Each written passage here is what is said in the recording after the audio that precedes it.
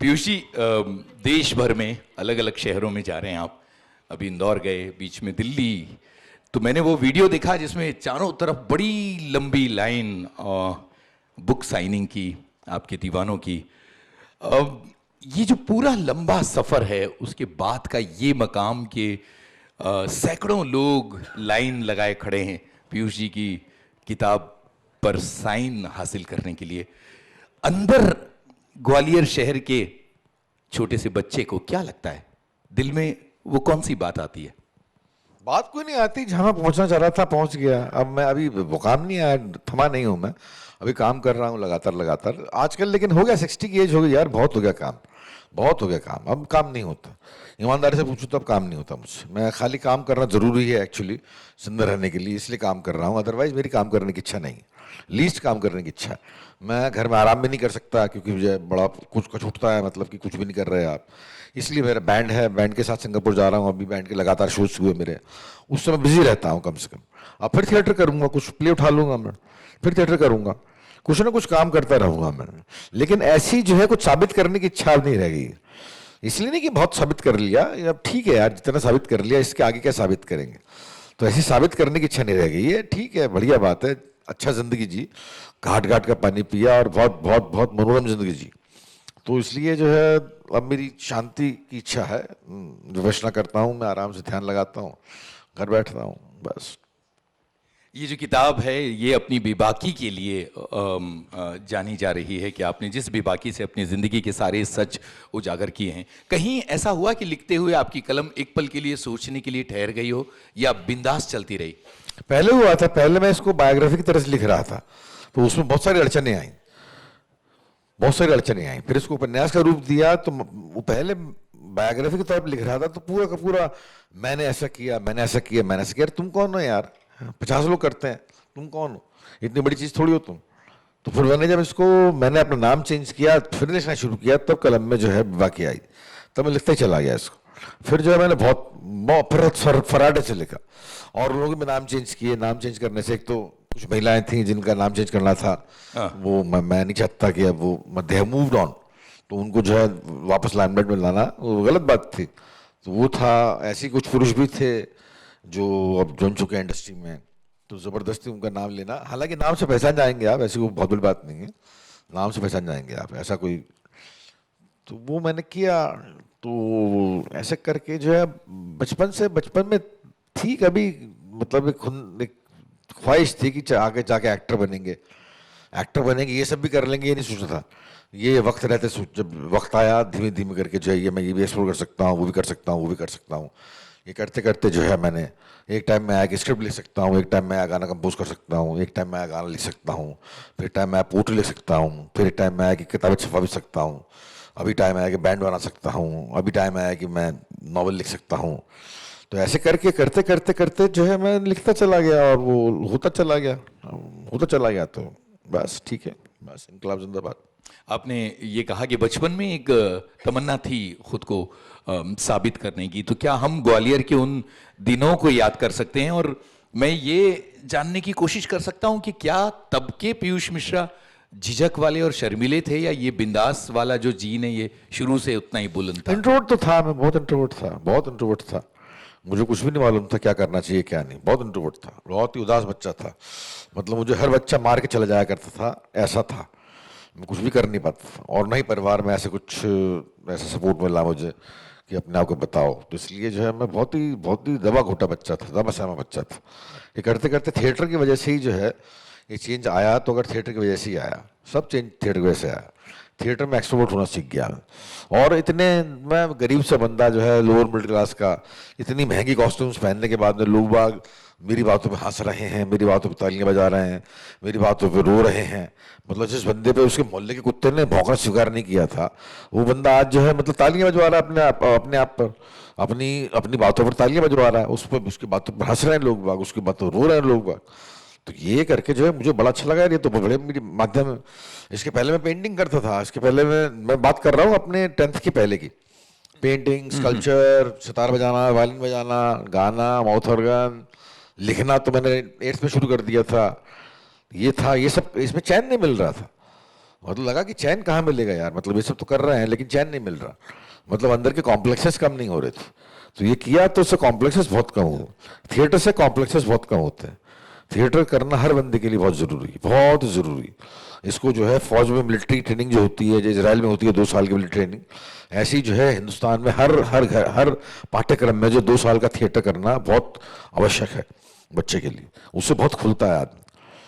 तो करते करते करते ये किया, दैट्स ऑल। आपने कहा कि बहुत शुरुआती दौर में कविताएं लिखना शुरू कर दिया था। एक बहुत जेनेरिक सी बात यह है कि कविताएं कहीं किसी इश्क से शुरू होती है, तो क्या पहले इश्क ने कविताएं लिखवाई या बाद अरे में? नहीं, मेरी कुछ विश्व बात की बात है, बाद में हुआ ये सब।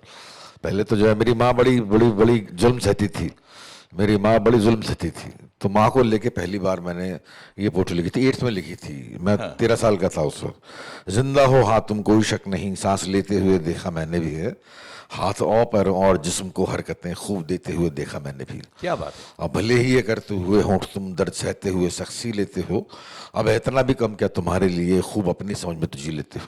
ये मैंने 8th में लिखी थी। वाह, आज पढ़ता हूँ तो लगता है कि 13 साल का बच्चा कैसे लिख सकता है ये। यस। लेकिन आज बड़े दाम लगते हैं इसके, खूब लाखों लगते हैं इसके कि यार सुनाओ पीयूष भाई वो पोएट्री सुनाओ। तो अच्छा लगता है कि पता नहीं कैसे आ गई, वो कुछ था मेरे किसी खास नोट पर छूटा था मैं पिछले जन्म में। मैं इन बातों को बहुत मानता हूँ कि एकदम से इतने छोटे बच्चे में इतनी सारी जो है काबिलियत कहाँ से आ गई। मैं इसमें कोई ह्यूमिलिटी नहीं बरता, काबिलियत थी इसलिए बना। तो ये कहाँ से आ गई, तो ये मैं किसी नोट पर छूटा हूँगा, किसी नोट पर जो है मैं छूटा हूँगा जहाँ से जो है ये सब चीज़ें मुझे गिफ्ट मिली। I call myself gifted rather than talented. लोगों के चेहरे ये कह रहे हैं कि वो जो कविता जिसको अधूरा सुनाया आपने उसको पूरा सुना याद नहीं है मुझे, वो याद नहीं है। जिंदा हो हाँ तुम कोई शक नहीं, सांस लेते हुए देखा मैंने भी है, हाथ और पैरों और जिस्म को हरकतें खूब देते हुए देखा मैंने भी है। क्या बात है। आप भले ही ये करते हुए होंठ तुम दर्द सहते हुए सख्सी लेते हो, अब इतना भी कम क्या तुम्हारे लिए खूब अपनी समझ में तो जी लेते हो। वाह। गहराती रातों में उठती कराहट को अंदर ही अंदर दबाते तो होगे, अगली सुबह फिर बरसने को बेताब कोड़ों को दिल में सजाते तो होगे। जमाने की ठोकर को सह के सड़क पे यूं थोड़ी जहमत उठाते तो होगे, रोते से चेहरे पर लटकी सी गर्दन का थोड़ा इजाफा बढ़ाते तो होगे। सोचा कभी है कि जिंदा यूं रहने के मतलब के माने हैं कैसे कहीं, जिंदा यूं रहने के माने पे थूके जो जिंदा यूं रहने का मतलब यही। ओह। बदबू की बलगम को खुशबू की मरहम बला, बदबू की बलगम को खुशबू की मरहम बता के भरम में हो मलमल रहे, कीड़ा है वो संग कीड़ों की दुनिया में कीड़ा ही बन के जो हर पल रहे। ओह, क्या बात है, क्या बात है। डांट नहीं, बेचारी डांटती थी नहीं, वो सीधी सीधी महिला, देहात की महिला थी, बहुत सीधी महिला थी, बहुत शरीफ महिला थी। उनका बड़ा दलन होता था एक्चुअली, बड़ा अत्याचार हुआ उन पर। तो मैं उस वक्त कुछ काबिल था नहीं, मैं छोटा था, मुझ पर भी हुआ, तो मैं रेबल बन गया। वो बेचारी नहीं बन पाई, तो लास्ट के 5 साल मेरे साथ बॉम्बे रही, बड़ी खुश थी, उनके जाने से बड़ा भाव हुआ। थिएटर की दुनिया में जब कदम रखते हैं तो एक संकुची लड़के के लिए बहुत आसान नहीं होता है, क्योंकि जो पीछे के धाकड़ लोग होते हैं वो उनके अपने तेवर होते हैं। शुरुआती संघर्ष क्या था, कैसे अपने आप को खोला, अपने बंधनों को कैसे खोला, बाहर कैसे कुछ नहीं खोला, मैं वही था कि जो है मैं था, मुझे एनएसडी में आया तो उसके बाद फिर मैं बहुत खुल गया। एनएसडी बहुत खोल देती है, एनएसडी में हैमलेट किया, इसमें जिक्र है हैमलेट का। हाँ। हैमलेट किया तो उससे बहुत खुल गया मैं। उससे मुझे मालूम पड़ा कि इतने सारे लोग, राजनयिक बड़े बड़े लोग, दूतावास के लोग बधाइयाँ दे रहे हैं, लड़कियां आई हैं, गले मिल रही हैं, ये सब मैंने पहले सोचा नहीं था कि जो ऐसा कभी होगा। तो उससे जो है धीमे धीमे धागे खुलते गए, फिर जो है आप एक्सट्रोवर्ट बनते गए। उसके बाद फिर शराब हाथ में आ गई तो फिर तो बिल्कुल ही खेल हो गया, बहुत ही बुरा। उसके बाद बहुत ज़्यादा हाथ में आ गई, उससे बहुत बहुत बहुत बिगड़ गया, मैं दिमाग बिल्कुल ख़राब हो गया मेरा, इतनी मतलब डिजीज़ बन चुकी थी वो, इतनी ज़्यादा पी की डिजीज़ बन चुकी थी वो। एल्कोहलिज्म जिसे कहते हैं ना, अल्कोहल नहीं एल्कोहलिज्म। तो उसमें जो है मैं बहुत त्रस्त किया, उसने बहुत परेशान हुआ। उसका इलाज करवाया, एक अलग ही इलाज था, आध्यात्मिक इलाज था उसका, एक विपश्यना की, इन सब चीज़ों से जो है आज सुकून में हूँ, शांति है। बार बार ये जिक्र मैंने आपके इंटरव्यूज़ में सुना है, और आप ये जिक्र करते हैं कि अल्कोहलिज्म ने आपको अपनी एक कंदरा में खो दिया था, कमरे में बंद रहते थे, चीज़ों से कट गए थे। वो ताकत कहाँ से आई कि उस अंधेरे कमरे से, उस अंधेरी खो से अब अंदर बाहर से निकल आती पाए, है क्योंकि ताकत, बहुत सारे सर। लोग नहीं निकल पाते अंदर से ही आती है ताकत सर, अंदर से ही आती है ताकत, कहीं बाहर से नहीं आती, हमेशा अंदर से आती है। बाहर रास्ता दिखा देते हैं लोग बाग, लेकिन हमेशा ताकत अंदर से आती है। तो अंदर से आ गई, अंदर से रोशनी मिली कि जाए कुछ करना चाहिए इसके लिए, तो मैं भिड़ गया। मतलब उसके उसका निदान जो है, सारे के सारे आध्यात्मिक रोग होते हैं, इनका निदान भी आध्यात्मिक ही होता है। तो उसकी आध्यात्मिक थेरेपी थी, एक बड़ी खतरनाक थेरेपी थी, बहुत ही खतरनाक थेरेपी थी, बहुत ही ज़्यादा खतरनाक थेरेपी थी, वो मैंने ली। उससे जो है मुझे बड़ा फायदा पहुंचा। बहुत ही खतरनाक थेरेपी थी, मतलब उतना उतना वो कोई आम आदमी जब तक कि किसी रोग का शिकार नहीं बन जाए, उसकी जान पर नहीं बन पाए, वो ले नहीं सकता। और एक्चुअली कायदे से हर बंदे को लेनी चाहिए। वो अपने बारे में सब लिख लो, हाँ, अपने बारे में सब लिख लो पेपर पे, मतलब सारे पाप जो आपने किए हैं बिना दूसरे की गलती बतलाए। पहली बात तो लिखनी बड़ा मुश्किल है, आप अपने आप को बचा के चलते हैं, तो अब सब कुछ लिख लो, सब एक एक गंदी से गंदी बात, अगर किसी बच्ची के बदन को छुआ है, बीवी को मारा है, हर चीज अपनी औकात क्या है पीयूष मिश्रा, वो सब लिख लो। जो आप लिखोगे तो अपने आप के प्रति घिन से भर पड़ोगे। लिखना बहुत बड़ी बात। हाँ जी, भारत में कोविड से लेकर एथलीट से लेकर और इंस्टीट्यूट अभी अभी पिछले साल आपने इतने काम किए साल सूची में कैरेक्टर के, तो आपने कैरेक्टर के रूप में आपको कितने संतोष मिला, क्या क्या करें? अरे सर ऐसा कुछ नहीं है, हर में संतोष मिला, जिसमें मेरे को पैसे मिले उसमें संतोष मिला। नहीं ऐसा कुछ नहीं, सब जो जो करता हूँ मैं ढंग से करता हूँ, मतलब मन लगा के करता हूँ, तो इसलिए जो है जहाँ पैसे मिलते रहे, काम वो काम ऐसा it's like profession for me. हर बंदे का ऑक्यूपेशन होता है ना, ऑफिस में काम करना ऑक्यूपेशन होता है आपका, तो आप मजे लें, एंजॉय करें ना करें, आपको करना पड़ेगा। ऐसी जो है एक्टिंग भी जो है, आप मजे लें ना करें, आपको झक मार के अच्छी तरीके से, हम तो we play with emotions, emote करते हैं हम लोग, इमोट करते हैं तो उसमें खरा उतरना पड़ेगा हमें, गलत इमोट करेंगे तो आप लोग पकड़ लेंगे, तो इसलिए जो है वो सही इमोट करना हमारी मजबूरी हो जाती थी। नहीं नहीं क्यों थकेंगे, पैसे मिलते हैं सर उसके, प्रोफेशन है हमारा, ऑक्यूपेशन है उसको, ऑक्यूपेशन। नहीं नहीं ऐसा कुछ नहीं, सब सब चरित्र जो है जितने, नहीं नहीं ऐसा कुछ नहीं, सब जितने मिले उतने ईमानदारी से करने की कोशिश की, ईमानदारी से। अपने बारे में सब लिख लो, सब लिख लो जो मतलब, और बिना दूसरे का दोष बतलाए, तो मालूम पड़ेगा कि 99% जो है दोष आपका था। अपने बारे में सब लिख लो। पहली बात तो ये लिखना ही बहुत मुश्किल है, अपने बारे में हर चीज़ लिखना, उसमें हर वो नंगी सच्चाई जो कि आप अपने आप से भी छुपा रहे हो अभी तक, बचपन में जो कुछ भी किया था वो भी आप लिख लो। उसके बाद में वो जो है सब पाप जो है किसी बंदे के सामने बक दो, भले प्रीस्ट हो या आपका आध्यात्मिक गुरु हो या साइकियाट्रिस्ट हो, उस सामने बक दो। उसके बाद में आपको रियलाइजेशन होगा कि आप इतना कुछ करके आए हो। उसके बाद में आप जाकर जिस जिस बंदे का जिक्र होता है उससे जाके आप माफ़ी मांग लो, टू बी फॉरगिवन। ये तीनों स्टेजेस जो है बहुत मुश्किल होती हैं, कोई भी जो है सेन माइंड में करना नहीं चाहेगा। सेन माइंड में हर बंदा अपने आप को छुपाना चाहता है, हम इतनी चीज़ें करके आए हैं ये कोई एक्सेप्ट नहीं करता। तो ये नंगा सत्य जो है, और ये आध्यात्मिक बीमारी होती है, इससे ठीक होती है। इससे जो है थोड़ा फर्क पड़ा, मतलब आज बहुत कम पीता हूँ लेकिन कम पीता हूँ और सुकून मिल गया। आपके अंदर एक ज़बरदस्त क्रिएटिव एनर्जी रही है, जो एक तरफ एक्टिंग के ज़रिए आपने अपने आप को एक्सप्रेस किया, दूसरी तरफ आपका लेखन है, तीसरी तरफ आपकी गायकी है। लेखन में भी एक पक्ष जो है वो कविता का है, दूसरा पक्ष जो है वो किताबों वाला है। थिएटर के लिए लेखन अलग और फिल्मों के लिए अलग, तो ये अलग अलग धाराएं हैं। डायरेक्शन की चीज़ें हैं। पीयूष मिश्रा ने सबसे ज़्यादा अपने आप को सही तरीके से एक्सप्रेस कहाँ किया है, और खुद को किस रोल में सब में सबसे किया ज़्यादा है सर, आइडेंटिफाई सब में करते किया हैं? है, सब में किया है, ऐसा कुछ सिंगल आउट नहीं कर सकता मैं। सब में किया, सब में किया, सब में किया है। जहाँ मैं जो काम किया मैंने घुस गया उसमें, पूरा करके। मैंने नावल लिखा तो मैं नावल में घुस गया, नावल पूरा लिखा, पूरा तरीके से एमर्स हो गया इसमें, उसके बाद इसको पूरा करके माना। तो ऐसा कुछ सिंगल आउट नहीं कर सकता मैं, सब में किया।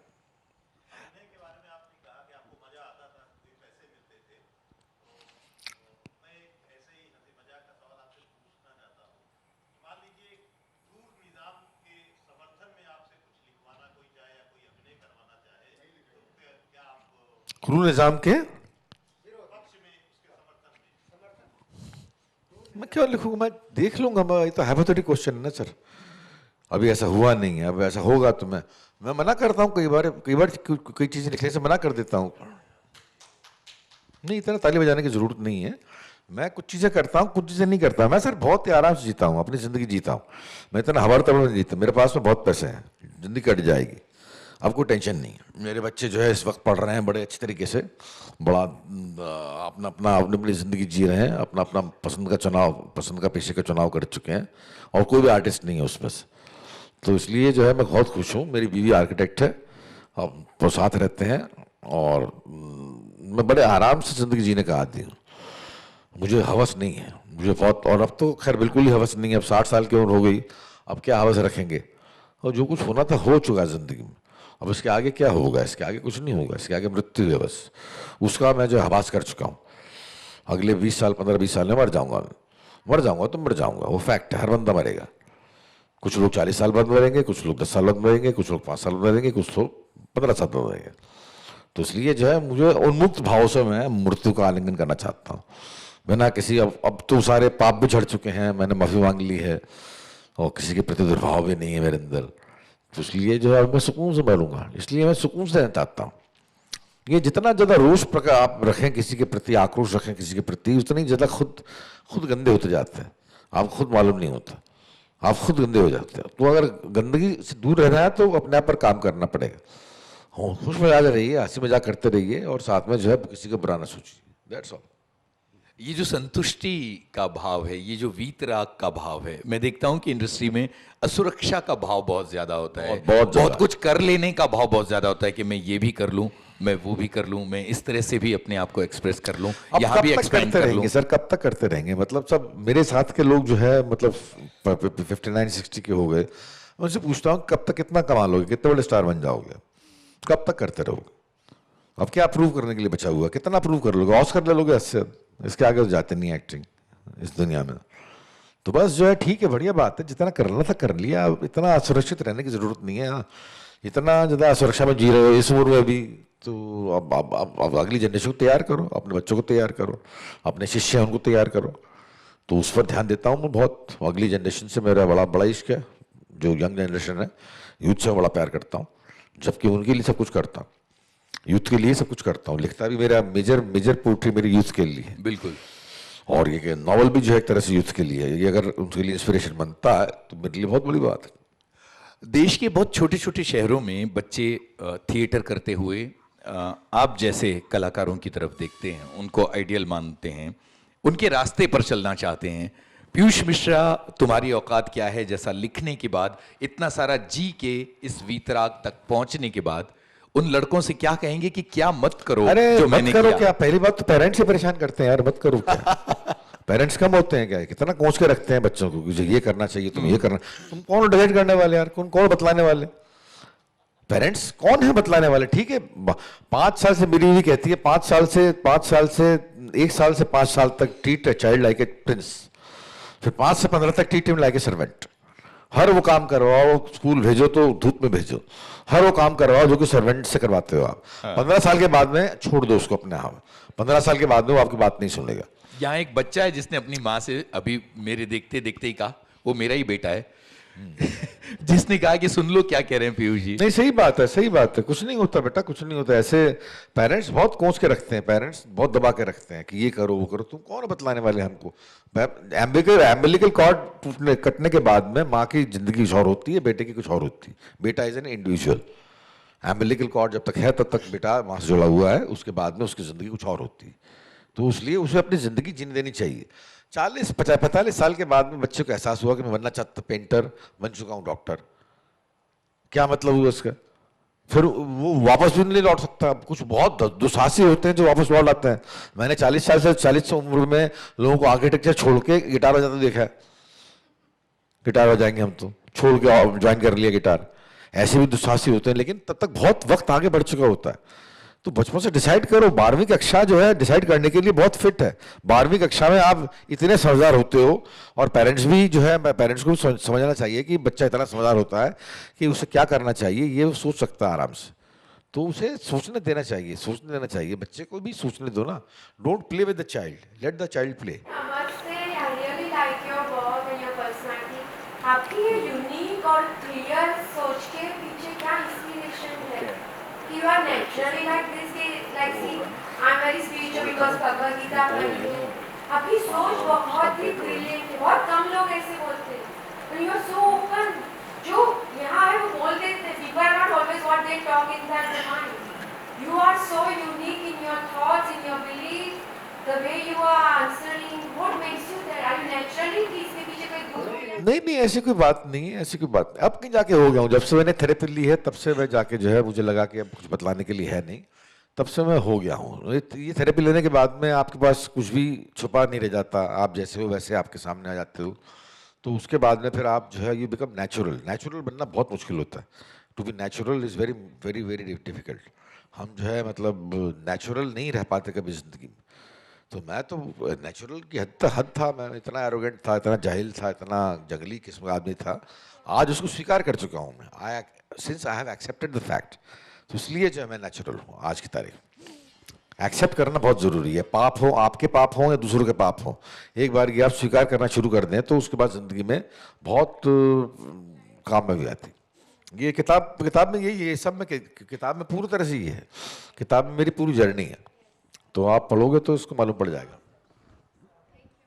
बार बार यही सवाल आता है कि आप जैसे हैं वैसे क्यों हैं। तो इसका तो बहुत आसान सा जवाब होना मुश्किल है। मुझे लगता है काफी सारे सवाल हो चुके हैं, लेकिन एक तमन्ना जो बहुत सारे लोगों की, उनकी तरफ से मैं बोल रहा हूँ। आपकी कुछ नहीं, गाना नहीं सुनने को बोलूंगा, कविता सुनाने को बोलूंगा। कविता मेरे को याद नहीं है, जब किताब नहीं होगी तब तक मैं, अरे किताब क्या सुनेंगे कविता सर, कविता अभी हो गई है, कविता इसी भी जीव उब गया मेरा। अब कुछ और करना है मुझे, क्या करना है मुझे मालूम नहीं।